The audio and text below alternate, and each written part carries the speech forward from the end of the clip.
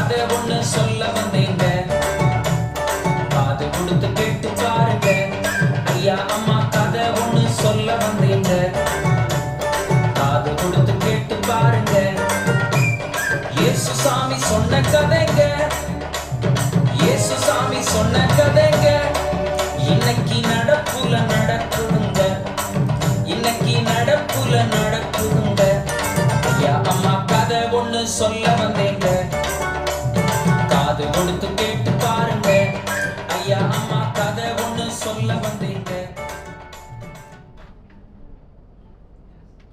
ஒரு செல்வந்த தகப்பனுக்கு ஒரு ஊதாரி மகன் இருந்தான்.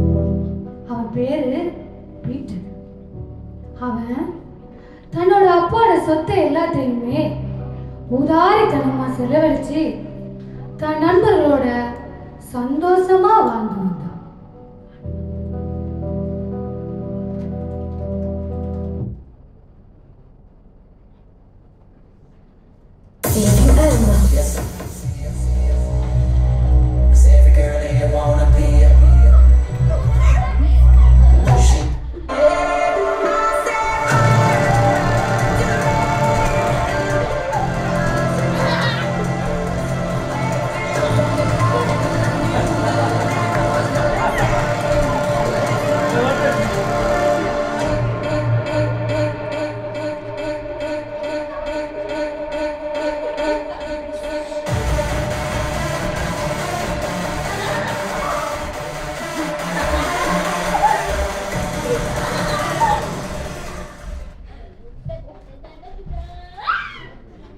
இவ்வாறு அவன் தினமும் இப்படித்தான் என்ஜாய் பண்ணினான். அவன் இப்படி என்ஜாய் பண்ணி ஒவ்வொரு நாளுமே தள்ளாடி தள்ளாடி வீட்டுக்கு வந்தான்.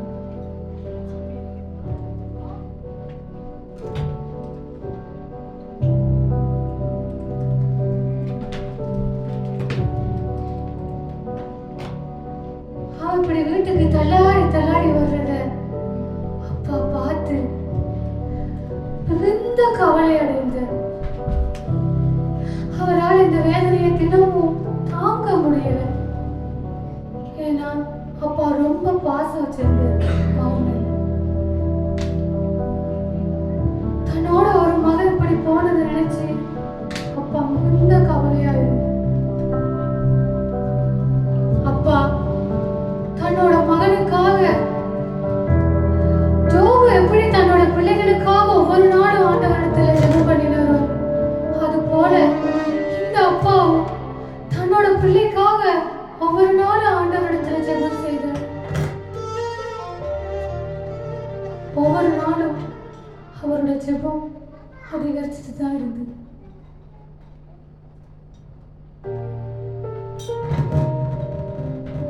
ஆனாலும் மகன் பீட்டரோட பழக்கம் ஒரு நாளும் குறையல. அவன் குடிபோதை, புகைப்பிடித்தல், வழியோரமா போற பெண்களோட தவறான பழக்க வழக்கம், இப்படியா தன்னோட வாழ்க்கை முழுவதையுமே போதிடத்துக்கு அர்ப்பணித்து விட்டான் பீட்டர்.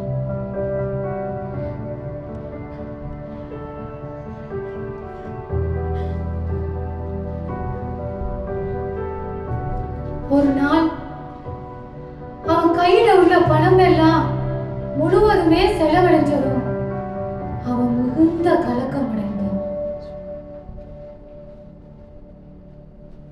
அவனால என்ன செய்யறனே தெரியல. காரணம் அவன் கையில பணம் ஒண்ணுமே இல்லை.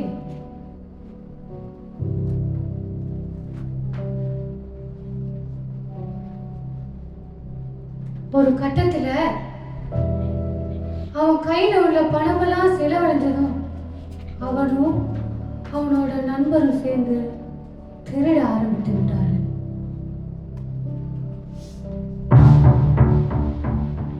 திருட ஆரம்பித்து விட்டதும் அல்லாமல் கொலை செய்ய கூட துணிந்து விட்டார்கள்.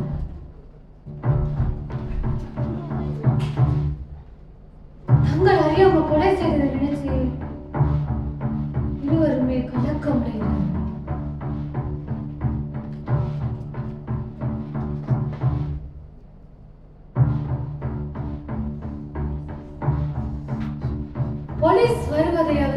அறிந்தவுடன் பீட்டரோட நண்பர் தன் கையில் உள்ள கத்திய பீட்டர்கிட்ட கொடுத்துட்டு தப்பித்து ஓடிவிட்டார். அவனோ செய்யாத குற்றத்துக்காக சிறை செல்ல வேண்டிய சூழ்நிலை ஏற்பட்டுவிட்டது.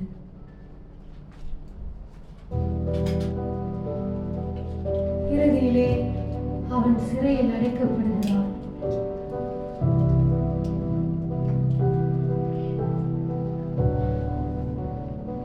தன்னோட மகன் சிறையில் அடைப்பட்டதை அறிந்த தகப்பன் என்ன செய்வதென்று தெரியாமல் சிறைச்சாலைக்கு ஓடோடி வருகிறார் தன் மகனை பார்ப்பதற்காக.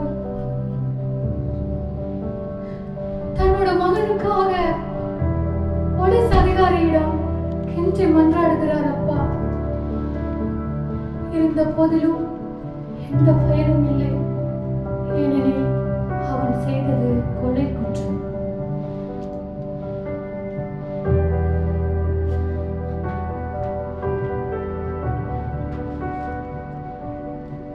அன்று இரவு முழுவதும் அந்த தகப்பன் அந்த சிறைச்சாலையிலே தன் மகனுக்காக காத்திருக்கிறார். காத்திருந்தது மட்டுமல்லாமல் தன் மகனுக்காக அந்த சிறைச்சாலையிலே இருந்து கண்ணீரோடு ஜெபம் செய்கிறார் ஆண்டவரிடத்தில். ஏனெனில் தன் மகனை பார்க்க கூட இல்லையே, தன் மகனுடைய வாழ்க்கை சீரழிந்து விட்டதே, முடிந்து விட்டதே என்று ஆண்டவரிடத்தில் கெஞ்சி மன்றாடுகிறார் அந்த தகப்பன்.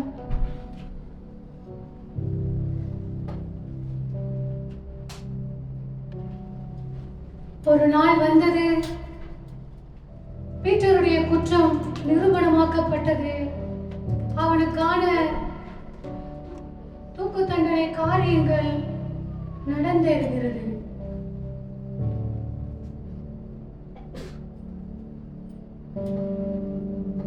இப்படியாய் அவன் கொலை குற்றத்துக்கான ஏற்பாடுகள் நடந்தேறிக் கொண்டிருக்கும் பொழுது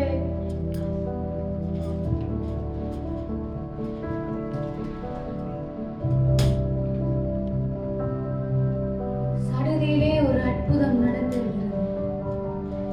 என்னவெனில் தகப்பனுடைய ஜெபம் வீண் போகவில்லை. அவசர அவசரமாக உண்மையான குற்றவாளி கொண்டு வரப்படுகிறான் அந்த இடத்திற்கு.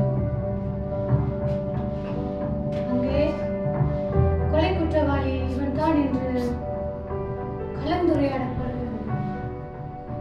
உண்மையான கொலை குற்றவாளிக்கு தண்டனை கொடுக்கப்படுகிறது.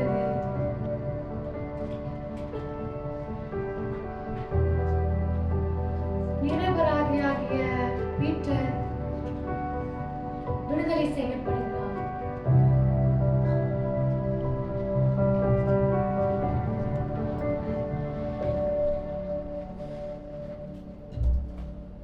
அப்பாவினுடைய ஜெபம் வீண் போகவில்லை. பிள்ளை எவ்வளவுதான் குற்றம் செய்தாலும் தன் மகனுக்காக தினமும் இந்த தகப்பன் வேண்டிய ஜெபம் வீண் போகவில்லை. மகன் விடுதலையாக்கப்படுகிறார். மகன் இவ்வளவு நாள் செய்த குற்றத்துக்காக அப்பாவிடத்தில் கண்ணீரோடு மன்னிப்பு கேட்கிறார். தகப்பனோ அதை மறந்து கட்டி அணைத்து பிள்ளையை முத்தம் செய்கிறார். அவனை ஆற்றி தேற்றி அரவணைக்கிறார். இருவரும் ஆண்டவர் செய்த அற்புதத்துக்காக நன்றியோடு ஆண்டவரை நோக்கி துதித்து பாடுகிறார்கள்.